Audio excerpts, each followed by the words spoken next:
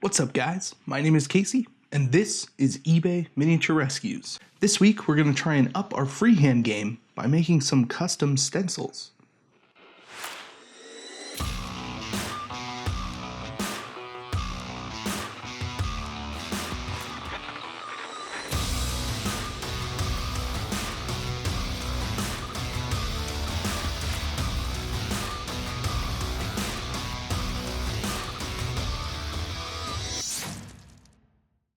Last week, I briefly mentioned that I had purchased an Imperial Knight from eBay, and I asked for suggestions for that knight. I also mentioned that I wanted to spend a little more time with it, and that I was planning on not posting this week, so I could do that.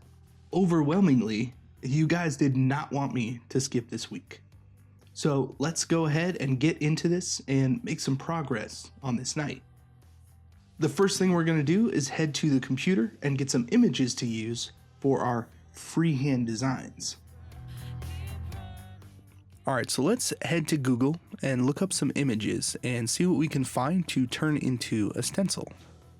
So the first thing I'm going to search for is pretty basic. I'm going to go with Warhammer stencil. So there's a ton of different stuff that you can find.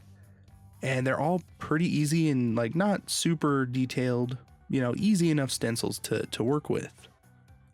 So let's go with something pretty simple. We're going to start with these destruction icons and we're just going to save this image for now.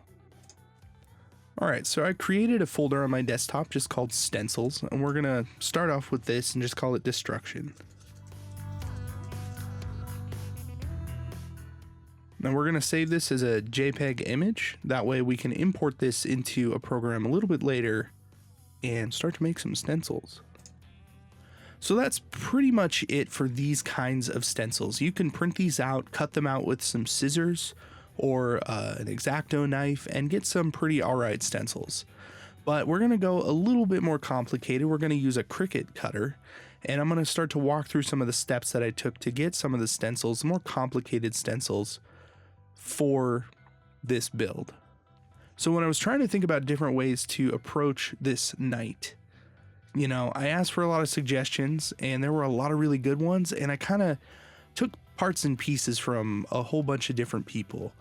And I decided to go with something a little bit more abnormal, something I haven't really seen too much of. I chose Sisters of Battle, and specifically I chose Sisters of Battle, the Order of the Sacred Rose.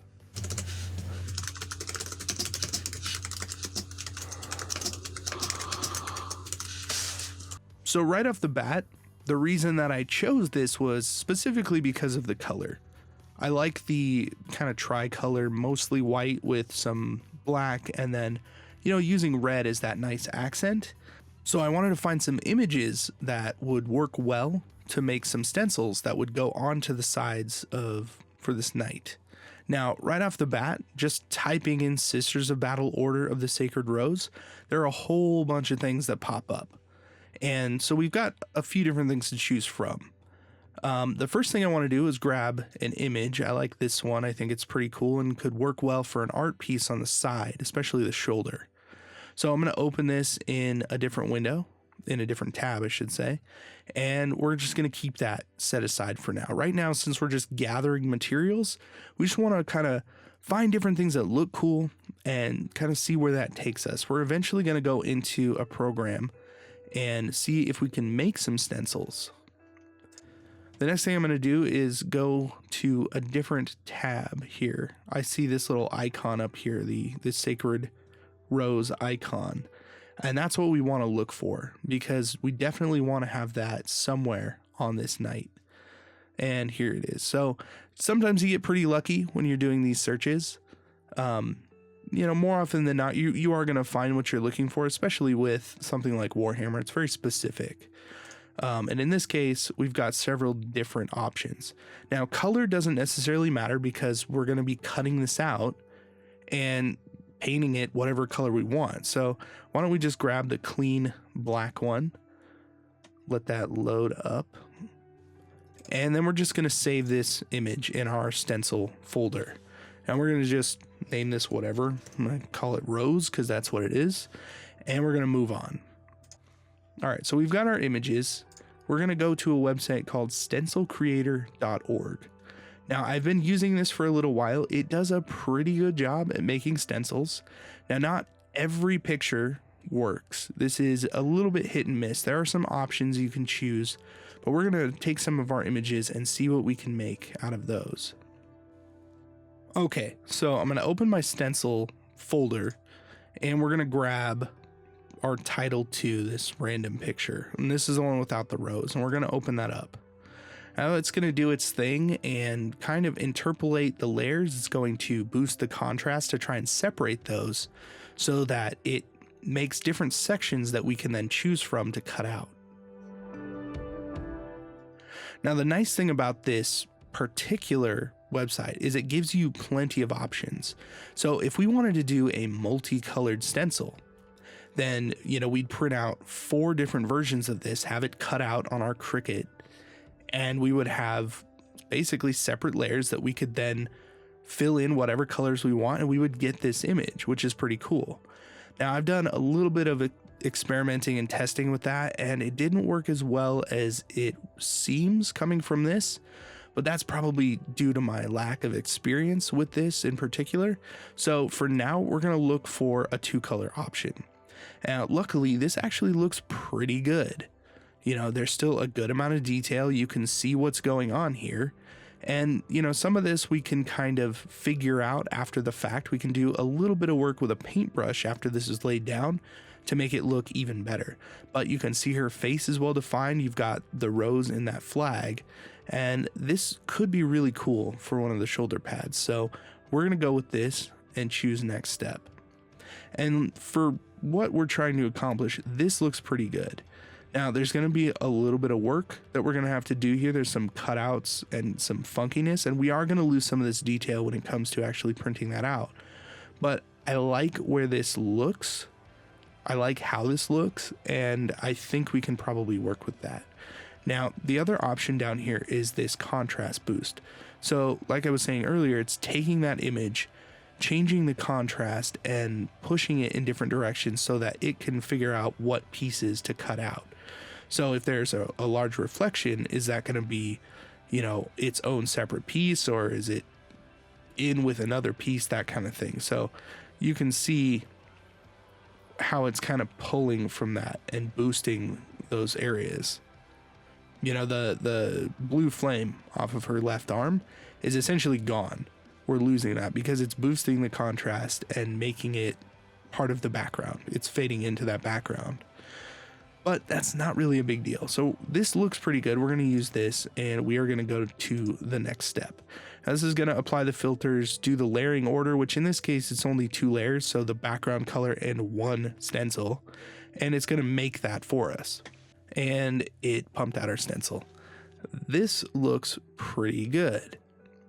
So the detail is still there. Sometimes when you kick out a stencil from this site, if there are certain pieces that aren't connected, so specifically eyes on faces, if they're not connected to something else on the stencil, then they will disappear because you can't really cut that out.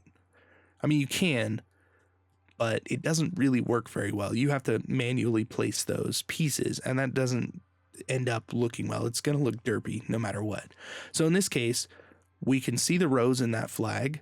We can see the bolt gun and pretty much a body and a good face. So I'm going to keep this. I'm going to download this, and we are going to essentially cut it out.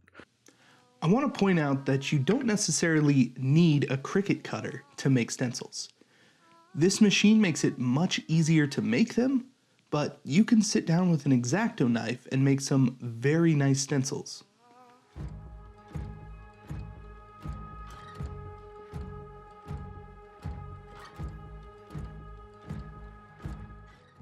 Alternatively, there are companies that make stencils specifically for models.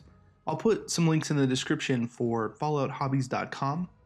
I've used their stencils before to really great effect.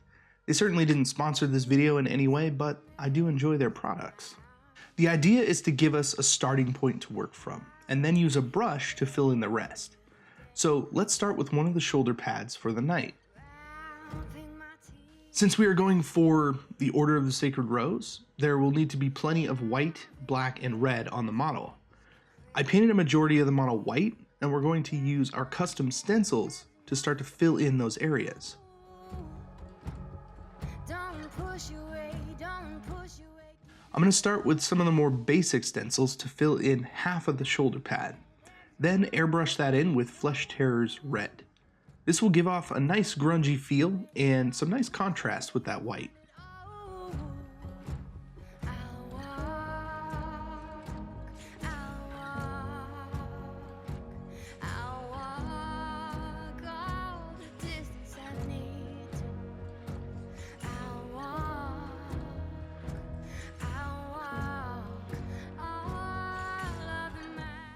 Then using this more complicated stencil, I want to fill in the other side. Now I realized that having both sides be red was a little too much, so I switched it over to black, and that really made that look a lot better. Probably should have done that in the first place, but you know, we'll get through it.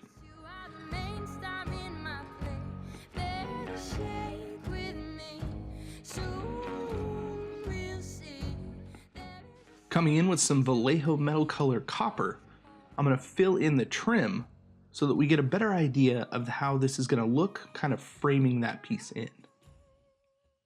Now because I'm calling this Arabella's Last Stand, I want this knight to be representative of that order, but that this is literally the last battle this knight will probably ever see.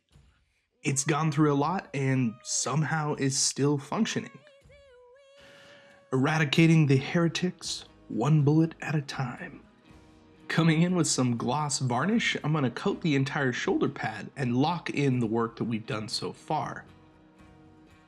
This will also make it much easier to control the level of grime and texture on the model.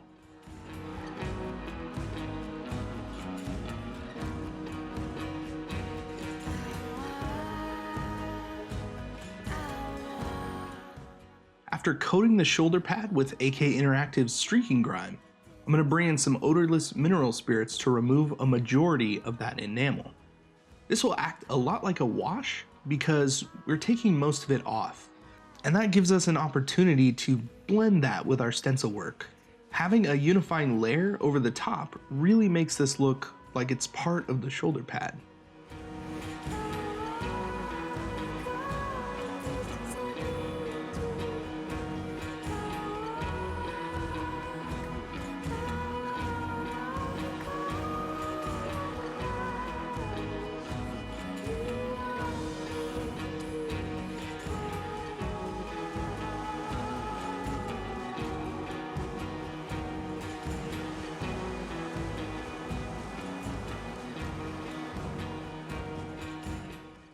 Bringing in some Nayla oxide, we're going to really start to weather this copper even more.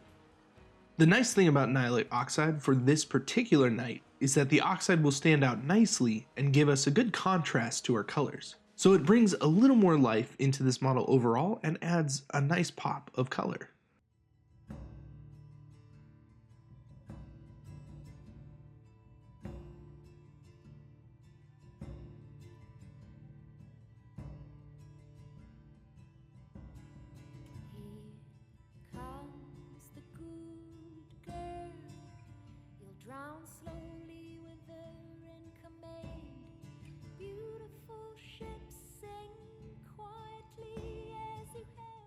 With Vallejo metal color aluminum, I'm going to edge highlight all of the copper to bring a little shine back and make those pieces really stand out. Now remember, when edge highlighting, try and use the side of your brush to drag it along the sharp edge you want to highlight. Apply light pressure and try to keep your lines as even as possible. If you make a mistake, just quickly use your finger and wipe that line away.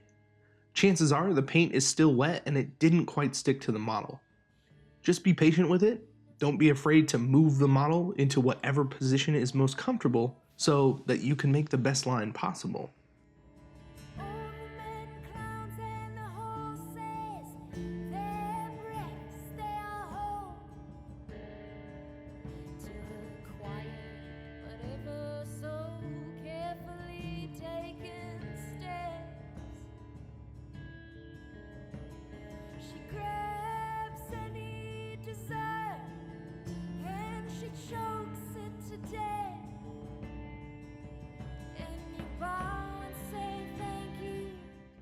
Now that the enamels are dry, we can come in with a couple of different colors and improve our stencils.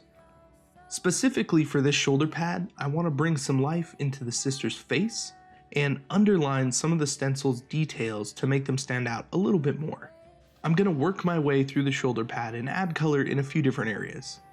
I want to bring some of that skin tone into the face specifically and use white to create more depth in some of the other icons.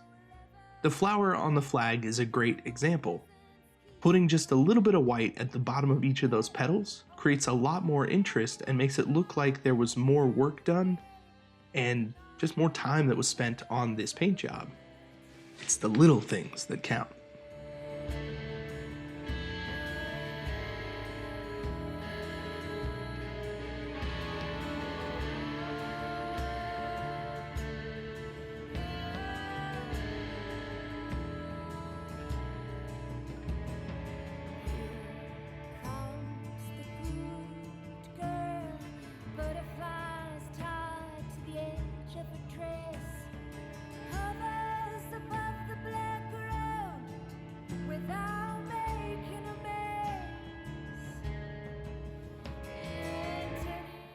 As a bonus, I wanted to show a more straightforward application for this process. So I did the same thing with the Cricut, but used a much simpler design, ones that really could be easily cut out with a hobby knife. So let's jump to the model and I can show you what I mean. Now I've been meaning to put tattoos on this guy for a very long time. I'm just gonna lightly airbrush this color. It can be whatever color you want onto the model. You can see it's not very heavy, and it honestly doesn't look too bad.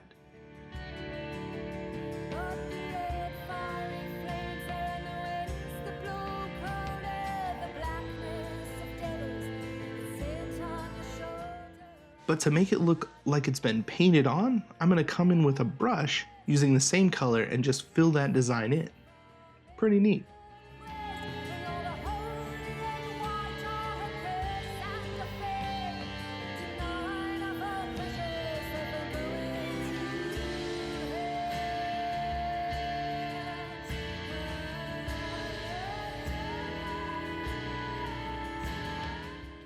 Using stencils can be a really great way to add some unique features to your models.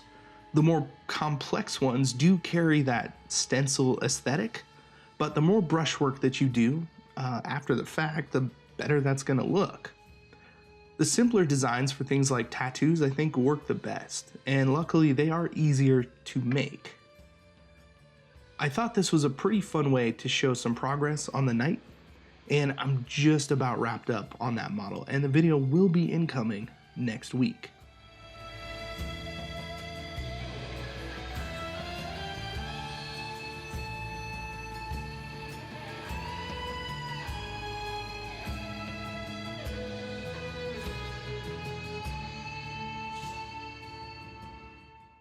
Thank you for joining me on another eBay Miniature Rescues. If you enjoyed something about this video, please feel free to like, share, and subscribe, as it really helps out the channel. Once again, I'm Casey, and I will see you in the next video.